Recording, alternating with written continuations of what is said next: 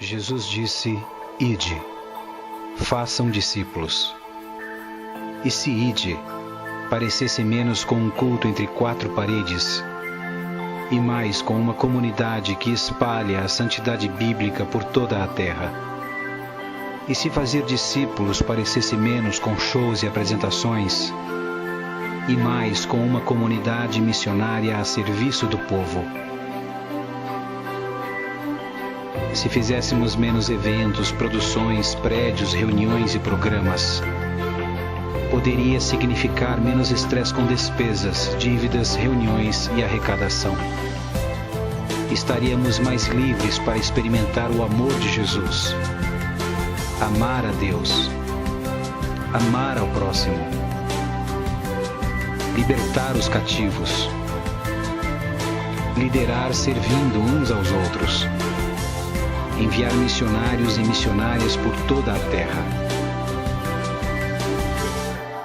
E se ao invés de fazer shows, prédios, palestras, boletins e vendas, nós fizéssemos mais discípulos?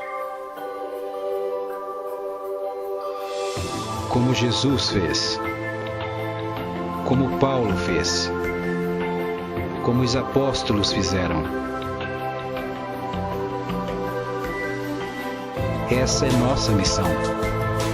Essa é a grande comissão. Amar ao próximo, libertar os cativos, liderar servindo uns aos outros, enviar missionários. Isso é discipulado. Isso é igreja.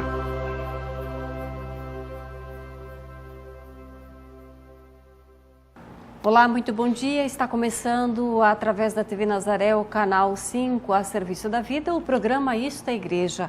E hoje nós temos a alegria de estar recebendo aqui o nosso bispo Dom Neri José Tondelo, que estará conversando conosco sobre vários assuntos. Em especial, nós vamos estar falando sobre a Repam, também nós vamos estar abordando sobre um encontro ou a visita que Dom Neri fez a Brasília, qual o seu principal objetivo, e sobre um documento importante da nossa igreja local, que é o Plano de Pastoral. Bom dia, Dom Neri.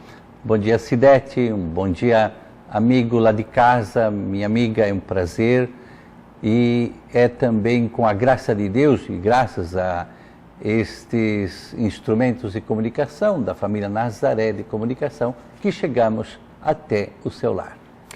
Ok, nós começamos, Dom Neri, conversando um pouco sobre o Repam, a partir da visita do cardeal. Nós ouvimos falar muito sobre isso, mas houve um primeiro seminário em Cuiabá. Eu gostaria que o senhor falasse um pouquinho sobre o que é o Repam e o que o Papa pretende também com esta encíclica Laudato Si. O Repam é uma rede eclesial panamazônica.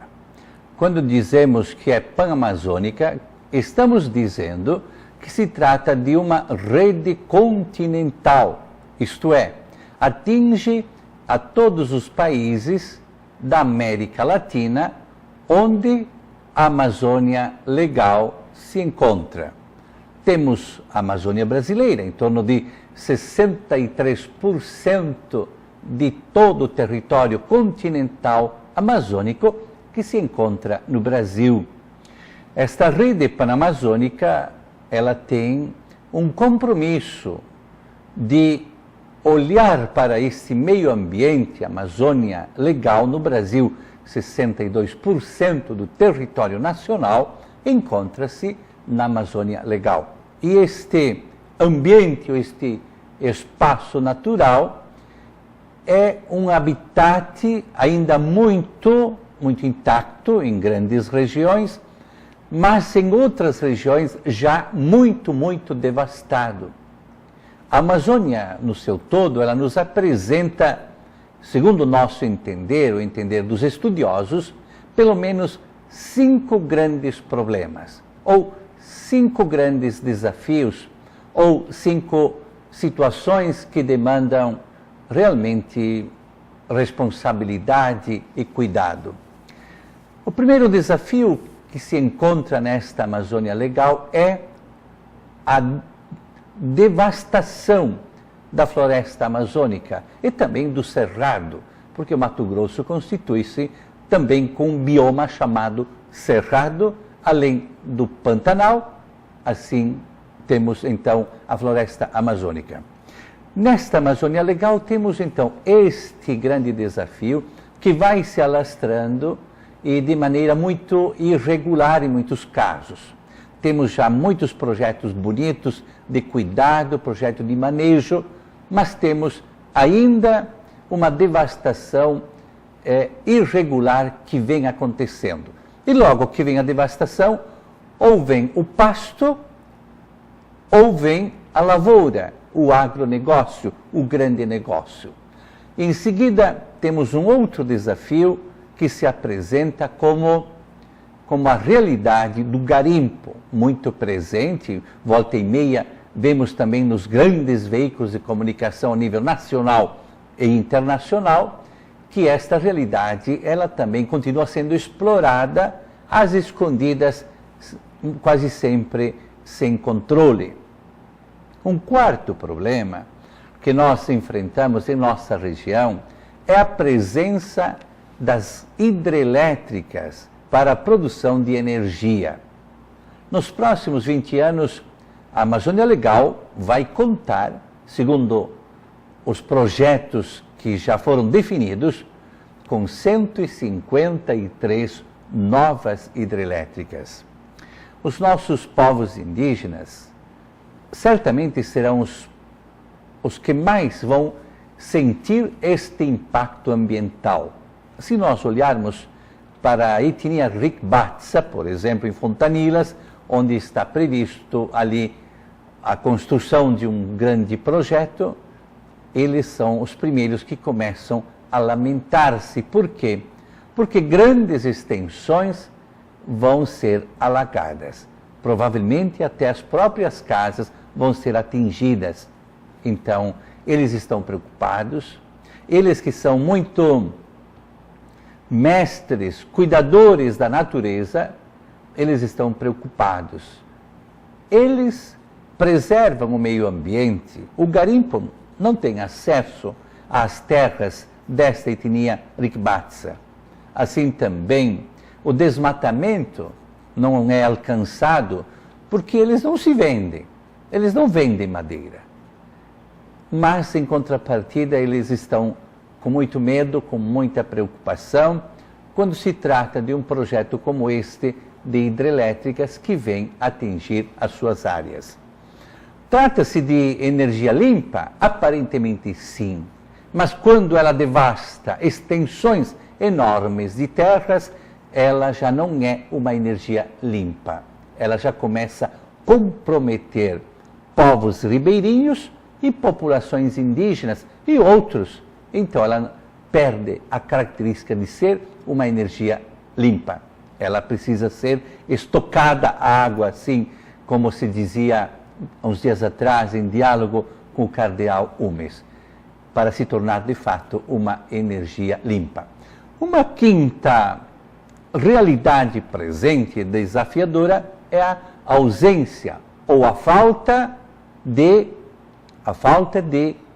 pessoas preparadas para evangelizar e para cuidar desta Amazônia.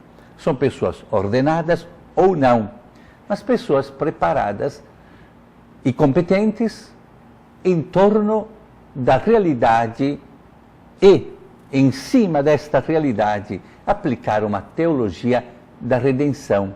Quando Jesus vem ao mundo para redimir a criação, ou seja, para aperfeiçoar, para santificar e para cuidar da criação, essa teologia e teologia da espiritualidade que precisa ser incrementada em toda a nossa Amazônia Legal.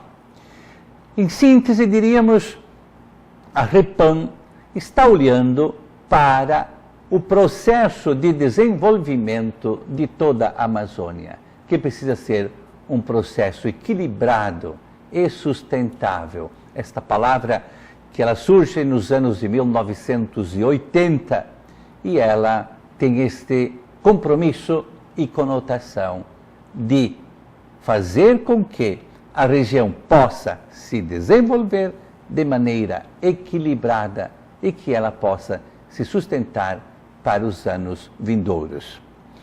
De outra parte, a Repam, ela traz consigo a espiritualidade do Papa Francisco.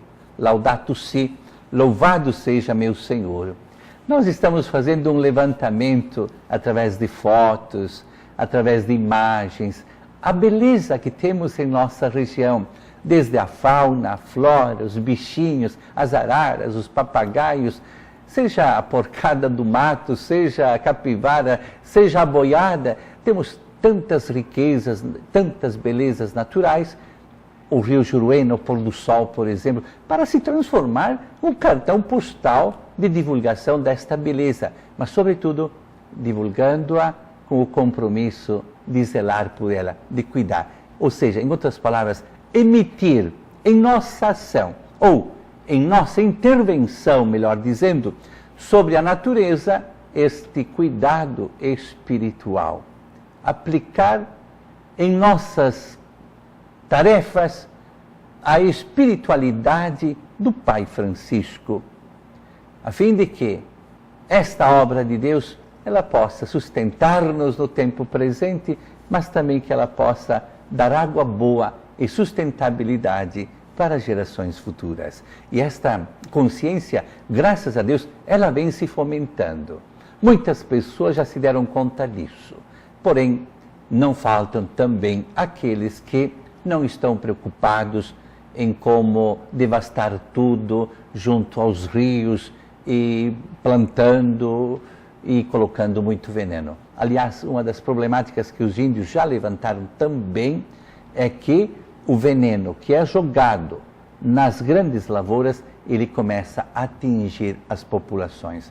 Então é um grave outro problema unido ao grande negócio. É preciso, em outras palavras, através da Repam, esta rede eclesial panamazônica, perguntar este modelo de desenvolvimento, em que ele se apoia, para que serve este tipo de economia e a quem serve esta economia.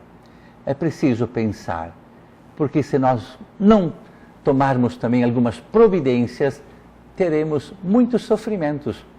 Muitas pessoas, crianças, jovens e adultas, estão morrendo como vítimas deste grande negócio aplicado desmesuradamente, apoiado também pela presença dos insumos, dos agrotóxicos, que são venenos que estão ali para devorar a pessoa humana em primeiro lugar. Dona Iri, o primeiro seminário da Repam aconteceu em Cuiabá, no Regional Oeste 2. Qual que é o projeto da Repam a nível Estado e Brasil? Aconteceu esse primeiro seminário de uma série que vão acontecer em todas as regiões da Amazônia. E é com esta finalidade de levar esta mensagem, este recado a todas as regiões. O princípio é evangelizador. O princípio é cuidado pastoral. O princípio é zelo para com o trabalho que é feito como um todo nesta região, para que ele seja um labor espiritual. Então ele começa o primeiro seminário em Cuiabá e vai se estender. E foi realmente um sucesso, por ser o primeiro, com algumas, eu diria, talvez algumas falhas, sim, mas não comprometeu de forma alguma a organização, o sucesso, o resultado e os compromissos que foram assumidos daqui para frente, que é de fomentar esta ideia da teologia da criação em nossos planos diocesanos de pastoral, em nossas diretrizes do regional, em nossos subsídios para os grupos de reflexão. Ou seja, uma nova cultura, ela deve suscitar a partir destes grandes seminários que vão acontecer em todas as regiões na Amazônia Legal. Dona Iri, esse seminário, ele é só voltado a lideranças da Igreja Católica ou ele é ecumênico? Ele contempla as lideranças da Igreja Católica, lideranças de boa vontade de outras confissões religiosas, Esse seminário ele é destinado para as pessoas engajadas, de boa vontade, pastorais, movimentos, CPT, Comissão Pastoral da Terra, a comissão também do OCIMI, que é Comissão Indigenista Missionária. Então, atinge todas as pessoas que têm esse compromisso de zelar com esta casa comum de todos. Dona Eri, a partir deste primeiro seminário no Regional Oeste 2, surgiu alguma proposta na prática para as dioceses? É isso que nós quisemos amarrar no final. Primeiro, que tivéssemos uma comissão responsável para manter o contato, a comunicação, o diálogo e o fomento dessa grande ideia, por exemplo, fazer com que ela se torne operacionalização em nossas dioceses através da presença dos planos diocesanos de pastoral, os subsídios para os grupos de reflexão e também dentro de todo o contexto de evangelização e pregação, para que seja despertada e sensibilizada uma nova cultura, a cultura do cuidado. Ok. Nós vamos agora para um rápido intervalo e na sequência eu volto falando ainda com Dona Eri sobre o plano de pastoral da nossa igreja e outros assuntos interessantes que você não pode perder. Até já.